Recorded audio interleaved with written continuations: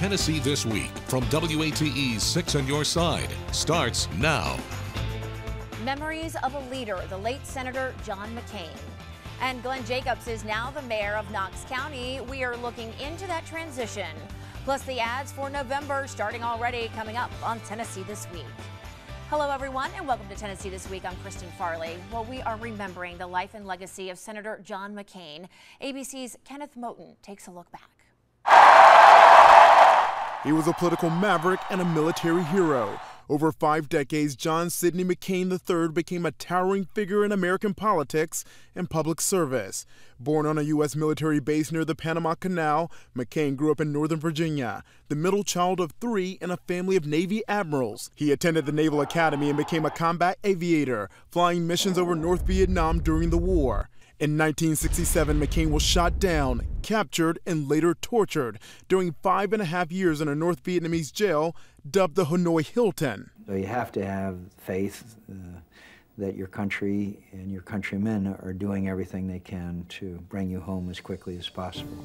His scars of war became reminders of his valor, a decorated hero who turned to politics as a second calling. In 1982, McCain ran for Congress from Arizona, home to his second wife, Cindy Lou Hensley, a Phoenix school teacher who became his sweetheart after the war.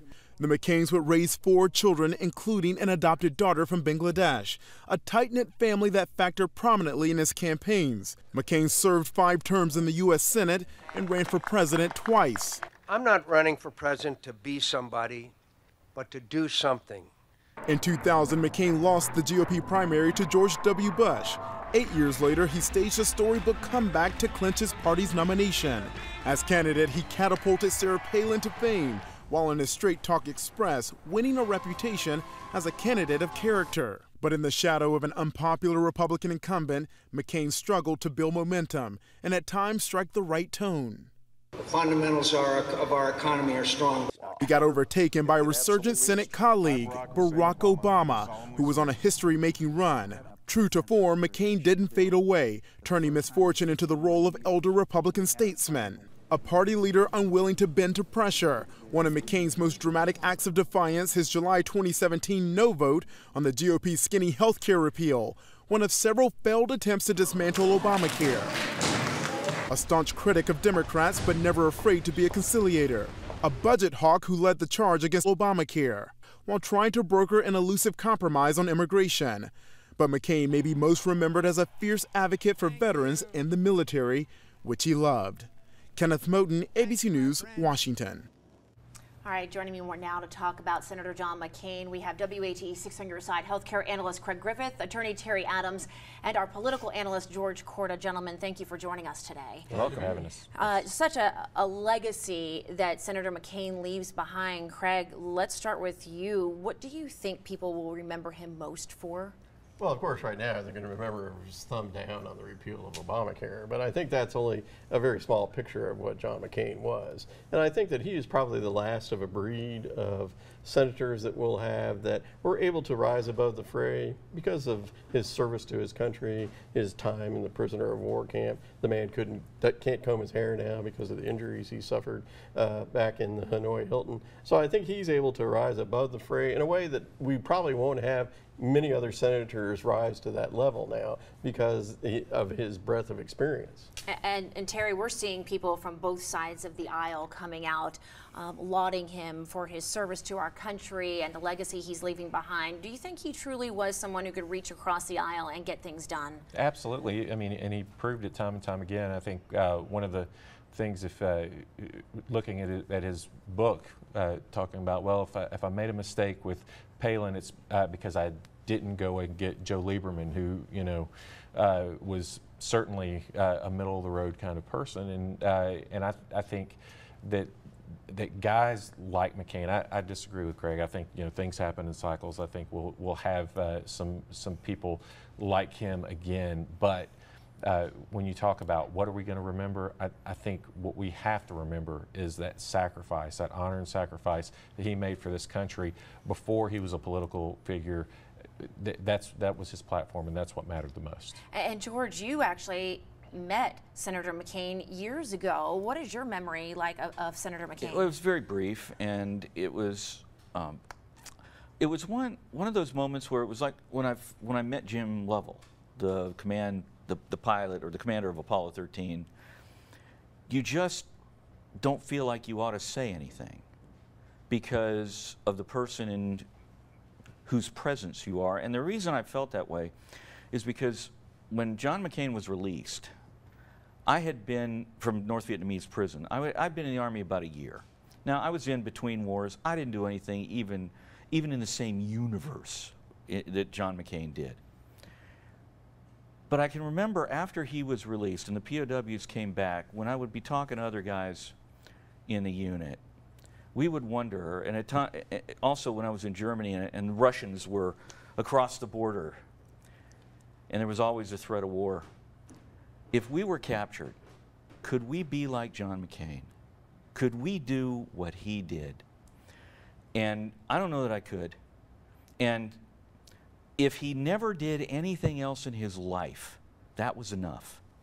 Because he was the standard by which people like me and a lot of other people in the military measured what a true American military member in captivity should and could be.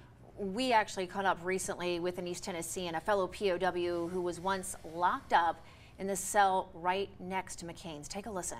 They asked me, do I know John? I said, yeah.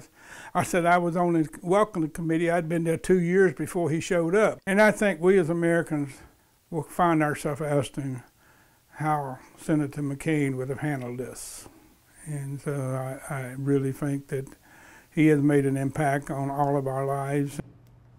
You know, so many people, when someone passes, talks about the legacy they're going to leave behind, whether it's political or whether it's some other form of career or a good family man. With Senator McCain, we hear a lot of words about character, and I think it's almost undeniable that he showed his character so many times throughout his career. And George, earlier you told me you agree with that. Well, the character was demonstrated in that as an admiral's son, he was offered the opportunity to be released early by the North Vietnamese. And because the other POWs were going to have to stay, he refused. Now, I don't know how many people would do that, but he did. And that speaks to character. Now, in terms of the political aspect of this, people are politically going to act in their own interest. So they are going to either follow John McCain's example because they think it's in their interest, or they're not because they think it's in their interest.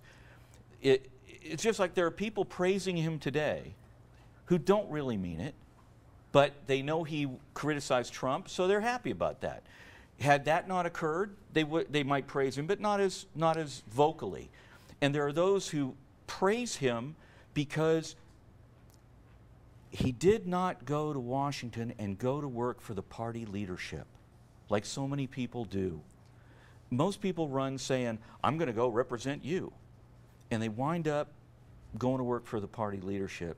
He wasn't in that mold. That was what made him different.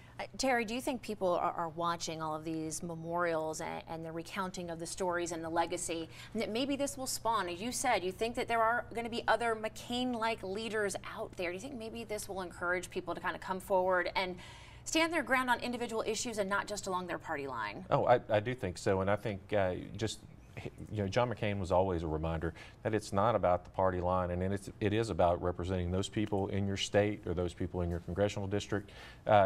And he always did that. He did it during the presidential campaign. He always seemed to be attempting to do the right thing, regardless of whether you disagreed with his politics. You always felt like the guy was doing the best he could, and I hope and pray that we have more people that are going to come to run for office like that. Craig, what do you think his absence does to politics right now in Washington? Well, we're in such a hyper-partisan environment now. It's hard for me to understand how someone with his background, his being a maverick, would come through the ranks of the parties now. It's almost you have to accept the party ideology to get the backing of the party and to get into office. The main thing that people worry about now is being primaried. Not losing a general election, but losing in the primary. So you have to go so far to either the left or the right to win an office that we're in this hyper-partisan atmosphere. And I don't know whether it's going to change the politics at the national level or not. I think we've lost someone who was capable of doing that and had the credentials that very few other Americans have. The very few other Americans can inspire the leadership and can say what he said without being plummeted by the left or the right. So it's difficult to see how someone else is going to arise to this level. Yeah, and the services for McCain continuing obviously through today as well. So, all right, gentlemen, thank you. Still to come, everyone. We want to talk a little bit about a transition in city-county building there. Glenn Jacobs taking over as the Knox County mayor. Stay with us. You're watching Tennessee This Week on WATE 6 on your side. All right, everyone, time now to talk about Knox County's new mayor, Glenn Jacobs, taking office, the official oath on Friday. He's joining us now here in the studio. So, Glenn, thank you so much for coming in. Thank you. I appreciate it. Congratulations again. Thank you. So let's talk about it. Just being officially sworn in, hitting the ground running, what's your first priority? The first priority, actually, as I announced last week, along with Mayor O'Hara, we'll be having a community summit to talk about the opioid epidemic and actionable steps that we can take in confronting that, as well as, of course, working with business leaders in the Chamber of Commerce. Throughout my campaign, I talked about research and development in our area, advanced materials, advanced manufacturing, advanced energy. I think those are all things that we really have a leg up on other regions and other areas. And then, of course, working with the schools and especially with career and technical education, making sure that we're prepared for what I think is going to be a change in the educational system as far as a lot more resources going into the career and technical education areas. Let's talk about the last couple of weeks here, because we've done several stories here on WATE, and you've had quite a few meetings and conversations with former Mayor Tim Burchett. What kind of advice is he giving to you, or has he given to you, and are you seeking out any advice as well? I'm always seeking out advice, of course. The most important thing is having a good team around you, and Mayor Burchett was able to assemble that. Chris Caldwell will be staying on as Director of Finance. He's done a great job for the county, saved the county tens of millions of dollars, and he'll continue to do a great job in my administration. As well as my Chief of Staff, Brian Hare, my Communications Director, Rob Link. Those are all sort of the core team that makes everything go. And then, of course, you look at the departments and ensuring that we have great people, which we do. Again, Mayor Burchett did a very good job with the departments and ensuring that they're functioning very well and effectively and using the taxpayers' money to benefit them as much as possible. Are you reaching out to any other former leaders here in Knox County and getting advice from them as well? Sure. Actually, throughout the transition process, talked to many different folks. Just almost too many people to number, and I would leave some people out. And I'd like to thank everybody because so many people have been very helpful, have given me advice, and it's always been with one of the caveat, take this if you want to. Right. But it's always great to have different viewpoints, especially from people with experience, and sort of learning in some cases what they did well, and in some cases what they did not so well, and hopefully avoiding some of those pitfalls. Yeah, because this is your first big political venture here, first time in politics. So is there something out there that you have been most concerned about moving into this realm of the political world? Yeah, it's political thinking, which is endemic. It's just endemic throughout the system. I was told by someone that every decision that I would make from here on out is political. And that stunned me because I thought that I was supposed to do the right thing, not the political thing. And I think it's just overcoming that and getting folks to realize, that our barometer should be the U.S. Constitution, the state constitution, and the county charter. And in some cases where those aren't clear, is doing what we think is right, not what we think is necessarily politically expedient. A lot of people are going to be happy to hear that. Let's talk a little bit about reports out right now that you are hiring former state lawmaker Roger Kane as your education liaison. Let's talk a little bit about what is the education liaison here in the county? Basically, this is a position that's to work with the entire educational system, the school system, the private schools, the homeschoolers, the technical colleges, but also with private industry. Again, I think there's going to be a huge push over the next several years in the career and technical education areas. And we can offset a lot of the cost that's going to be associated with those changes by working with the private sector. I think that some people thought that this was going to be a replacement for the mayor's relationship with the superintendent and the school board. It is not. It is designed to deepen that relationship and really to, just daily work with everyone in education in Knox County and in the adult education world as well, to ensure that everyone in our system has the tools that they need necessary, to excel in whatever area they choose. Why is it so important to have this position to accomplish all of that? Because the school system itself takes up 62% of Knox County's budget. So that's huge. And again, when you look at the changes that I believe are coming in the education system, that's going to be a hurdle to deal with. I want to have Knox County positioned ahead of the curve, especially when it comes to career and technical education, so that we're a leader in that area, because in order to be able to have attract the businesses that we want, the high-paying businesses, the businesses that with high-paying jobs, we have to have a world-class workforce. And in order to do that, it does start with education, but even more than the school system now, I believe that we're looking at things like TCAT and career and technical education. Let's talk a little bit about another position that has changed, a big position here, the Knox County Sheriff, going out to Tom Spangler. What do you hope from him moving forward? I just want to have a great relationship with Sheriff Spangler. We already do on a personal level. I think he's just a very good, decent human being, and look forward to working with him. And again, I think what everybody wants out of their local government is they want good jobs, good schools, and a safe community. And I look forward to working with Sheriff Spangler to ensure that we do have a safe community.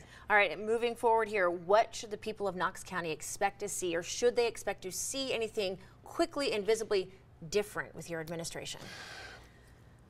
First of all, on an operational standpoint, I don't want to see anything different. I just want people to realize, hopefully, that after a month from now, there's no big bumps and hey, there's a new guy in the city county building. Did you hear about that? And I'll be doing many of the same things that Mayor Burchett did as far as going out in the community. We're going to have lunch in a different part of town every week, which I'll have on Twitter. I'm not going to wear Carhartt, but hopefully I can keep my Twitter game up with his. Do you think maybe you could throw in like a WWE costume or something? I might do that occasionally. But no, just getting out there a lot. I think a lot of the frustration that people have nationally with government is just the fact that no one listens to them. And I want to be out there listening to people, interacting with people, and talking with people. One of the things we talked about just a few weeks ago, you do plan on trying to continue the Back to School Bash as well? Oh, absolutely. Absolutely. I want to be very involved with that. I want to be personally involved with the schools. With my insurance agency, we had something called the Kindness Revolution, which is an anti-bullying program, which is very successful. So I understand the need for anti-bullying programs. I have a degree in English, so I want to be very involved with literacy programs. I want to visit every school in Knox County over my term. So it's those sort of things, just that community involvement I think is vitally important. And I think when people see the mayor as the guy out there doing it, they get behind it. All right. Mayor Jacobs, thank you so very much. Congratulations. Thank you. Looking forward to covering all of your school visits as well, by the way. All right, everyone, still to come, an attack ad in the race for Senate, but not from the candidates. Stay with us. You're watching Tennessee This Week on WATE 6 on your side. All right, everyone, welcome back to Tennessee This Week. Our conversation continuing right now with Craig Griffith, Terry Adams, and George Corda. All right, so we just heard from Glenn Jacobs, the new Knox County mayor, and let's go ahead and start, George, with you. What do you think he needs to do to make this transition go smoothly? He needs to listen a lot, speak very little, and be very general in his comments right now. You want to set your expectations at this stage. And he's got a lot of things he wants to do. And I'm talking to him, I mean, he's really sincere about wanting to do a lot of good things. But you can only do so much. So it's a little bit like the coach of a major college football team going into a brand new season. Sometimes it's best not to talk about how great you think your team is going to do. It's better to downplay expectations and let the results speak for themselves. Terry, what do you think about it? And it's very clear from our conversation, education is really a top priority for him. Yeah, and I mean, I think that's good news. I think there's a little bit of worry that State Representative Kane is going to be involved in this because of his history with public schools and things of that sort.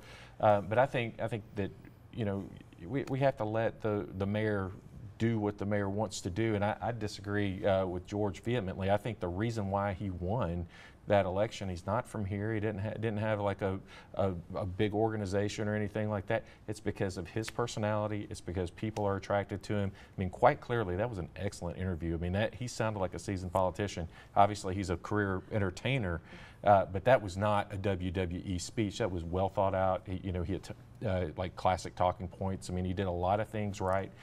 To me, I think we all ought to give him a chance, and hopefully he'll do a great job. Well, hold on. I'm not saying he shouldn't be given a chance. What I'm saying is any new politician in a new office, and he's not held public office before, right? But he has boundless potential. But you don't want to get out there, any new office holder, and say too much, because then you get measured against what you say. Craig, and I would say, Glenn, you go do whatever you're doing it well. Keep on rocking and rolling. It's a difference between running and Real quickly, Craig, I want to get your 2 points, and we need to get on to some other issues as well. Well, I was a small group that met with Glenn during the transition period, and he is just like a sieve, and he's soaking up all the advice that he can. But it is hard. You know, you're going from campaigning to governing, and it's a totally different animal. You're going to have all these people pulling at your strings. You know, you mentioned schools. Schools will want more money. You mentioned the sheriff. The sheriff will want more money. Yep. So how is he going to answer everyone's desires? But I think that, you know, he's moving down a path that everyone wants to see. And we're all going to be watching it closely. Let's go ahead and move on to another topic here, everyone. Americans for Prosperity Tennessee launching a TV and digital ad push aimed at Phil Bredesen. The ad claims Bredesen supported higher gas taxes and sales taxes during his time as governor, and that millions of dollars were spent overhauling the governor's mansion during Bredesen's term. Well, Bredesen's camp responding, saying the tax claims are false, and also noting that Bredesen never lived in the governor's mansion. Now, the Bredesen campaign putting up a digital ad saying the attacks have already begun, but he would rather focus on the issues. We just finished a very negative, attack ad heavy primary, guys. What do you think this new ad that's out already attacking Bredesen and coming from a group rather than an opponent here? Terry, let's start with you. What do you think this says about what we're going to see here leading up to November? Well, I think the Governor Bredesen is going to run a clean campaign. I don't think that you're going to see a lot of negative ads from his side. I think that Tennesseans don't respond the same way to negative ads as the rest of the country generally does. So I'm not 100% sure that the Koch brothers are really helping Senator Blackburn with running negative ads this early on in the campaign. But you know, I think that Governor Bredesen will keep it clean, and we'll see what happens. George is shaking his head. Everybody's going to school on Bill Lee. That's what's happening here. Phil Bredesen has every ability to gut you and turn you upside down, and past campaigns will show that, if he has to do it. But he's not going to do it if he doesn't have to. And the thing about the gas tax is, there are a whole bunch of Republican legislators who voted for a gas tax here recently. So that is a suspect attack. Craig? Well, I think what you're seeing is the way campaigns are morphing now. You can see Bredesen standing in front of his grandmother's house in his ads, but yet the opponents are going to bring in the outside money to do the attacking. And Marcia has come out with an ad about human trafficking, right, which is a terrible thing. But you know, it's not is the that topic going to be a on deciding everyone's issue? lips. Yeah. And she should have seen from Diane Black. Diane Black devoted quite a bit of advertising and hundreds of thousands of dollars to that same issue, and didn't seem to do well for him. So what I think you'll see is the candidates trying to establish a one-on-one relationship through their advertising with the voters. And it's going to be these outside groups that are bringing the daggers out. They're going to try to stab everyone in the back. So it'll be interesting to see how it goes down. It is going to be interesting. And speaking of everyone, we want to let you know Phil Bredesen and Republican Marsha Blackburn have agreed now to a debate scheduled for October 10th. right here in our area. WATE 6 on Your Side will be airing that debate live at 8 o'clock from the Baker Center on UT's campus. Of course, we hope you will join us for that, and we will keep reminding you leading up to that date. Again, everyone, if you would like to watch this show again, you can find it on our website, WATE.com. Thanks for joining us today, and enjoy the rest of your weekend. The views of guests and panelists of this program are their own and not necessarily those of WATE 6 on Your Side or Nexstar Broadcasting Incorporated.